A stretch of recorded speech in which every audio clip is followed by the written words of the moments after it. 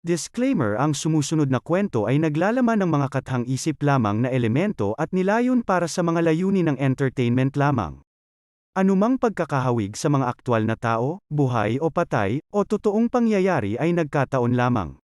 Ang mga pangyayaring inilalarawan sa kwentong ito ay gawa ng imahinasyon ng may akda at hindi dapat bigyang kahulugan na sumasalamin sa katotohanan sa anumang paraan. Sa kakaibang bayan ng Willowbrook, na matatagpuan sa pagitan ng mga gumugulong na burol at nagbubulungan na kagubatan, mayroong isang alamat na nagpanginig sa mga residente. Ang kwento ng multong naglalakbay. Tuwing hating gabi sa bundok, isang makamulto na figura ang makikita sa lumang istasyon ng tren. Ang kasuotan mula sa nakalipas na panahon, na may coat at isang sombrero na ibinaba sa kanyang mga mata, ang multong naglalakbay. Ang kanyang mga yapak ay umaalingaw-ngaw na parang mga bulong sa malayo.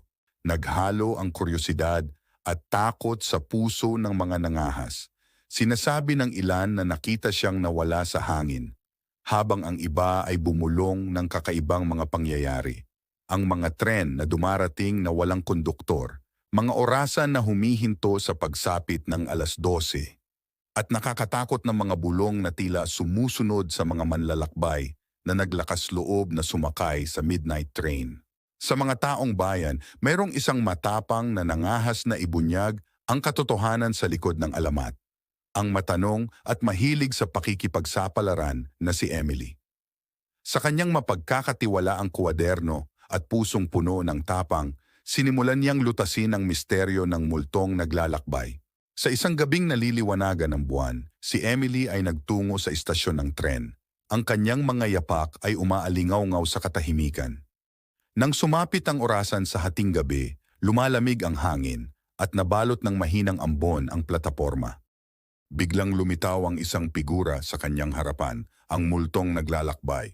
Nilapitan ni Emily, panay ang boses sa kabila ng pagpintig ng puso. "Sino ka?" tanong niya. Hindi natitinag ang tingin niya. Itinagilid ng multong naglalakbay ang kanyang ulo. Ang kanyang boses ay isang bulong na dinadala sa hangin. "Ako ay isang manlalakbay na nawala sa oras, na nakatali sa mga landas na ito para sa kawalang hanggan." Dahil sa kuryosidad, mas malalim ang tinatanong ni Emily. Inalam ang kwento ng isang pag-ibig na nawala at isang pangakong hindi natupad, isang kalunos-lunos na kwento na nagbigkis sa multong naglalakbay sa mortal na kaharian. Sa bawat paghahayag, ang makamulto na figura ay tila kumukupas. Ang kanyang anyo ay kumikislap na parang namamatay na apoy. Ngunit hindi napigilan ni Emily.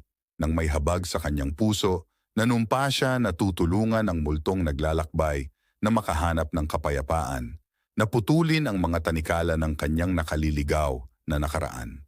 Nang sumisikat ang bukang liwayway sa abot tanaw, nawala ang ambon at ang multong naglalakbay ay tumayo sa harap ni Emily sa huling pagkakataon.